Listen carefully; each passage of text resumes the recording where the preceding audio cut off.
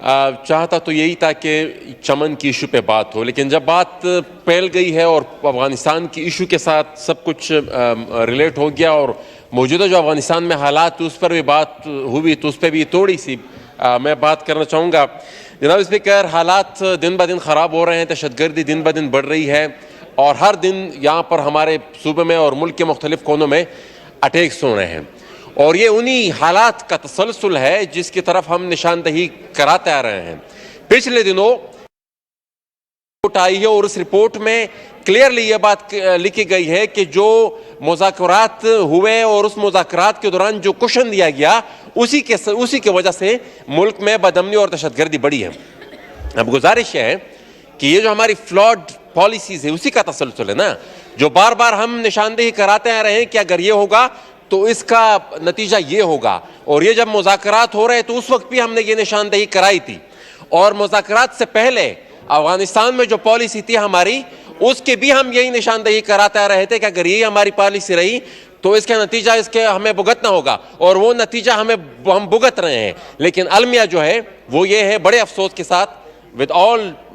My due apology, लेकिन हकीकत ये है कि हमने इस्लाह के बजाय हम अभी तक हमारी वही सोच है। मैं बड़ी माजरत के साथ कहता हूं कि यहां पर बात हुई कि सब अफगान मिल के लड़े, कोई मिल के नहीं लड़ा। ये एक बंदूक बरदार ग्रोह वो जबरदस्ती आया, अमेरिकन गेम थी, अमेरिका ने दोहा डील के जरिए पूरा अफगानिस्तान को उनके हवाले किया। अब वो हमें उसको आगे भुगतना होगा और हम उस पूरी प्रोसेस में उसका हिस्सा रहे हैं और हमें अब उसको भुगतना भी होगा। ये किसी से हल नहीं होगा। ये मौलाना साहब ने तो उलमा कराम का नाम लिया, मैं उनको चैलेंज देता हूं कि वो हालात को ठीक करा कर दे। गए हैं, काफी वफूद गए हैं, हर किस्म के गए हैं, उलमा कराम के भी गए हैं, माहिदीन की भी गए हैं, ब्यूरोक्रेट्स की भी गए हैं, जर्नलों की भी गए हैं, हर किस्म के वफ्द गए हैं। लेकिन हालात ठीक इसलिए नहीं हो रहे क्योंकि वो उनके जो साथी है जो हमारे मुल्क से उनका ताल्लुक है, माइंड सेट उनका वही है जो उनका वहां पर अफगानिस्तान में है। उन्होंने बंदूक के जोर पर वहां पर कब्जा किया, ये लोग बंदूक के जोर पर पाकिस्तान में कब्जा करना चाहते हैं। तो अब इसको आप सुलझा के दें, जिसको भी आप लेकर जाएंगे नतीजा वही होगा, उनके तरफ से जवाब यही आएगा। तो ये जो क्लैरिटी है बतौर हुकूमत, बतौर रियासत, हमें अपने आप में लानी होगी कि भाई मिलिटेंट माइंड सेट के साथ हमें किसी किस्म का ताल्लुक और उनको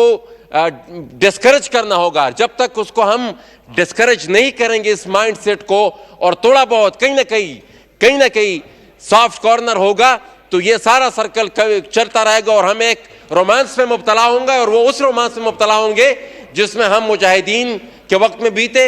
तालिबान के वक्त में बीते, अभी भी हैं, शायद इसके बाद दाइश का एक और वो सर्कल शुरू हो, एक और दौर आए और हम इसी रोमांस में मुब्तला रहेंगे कि भाई हमने फलाने को शिकस्त दी, हमने उसको शिकस्त दी, रूस को शिकस्त दी, अमेरिका को शिकस्त दी। बुनियादी तौर पर हम अपने आप को शिकस्त दे रहे हैं और अपने आप का ही अमन और अमान और अपने मुल्क की हालत तबाह बर्बाद कर रहे हैं। अफजल खान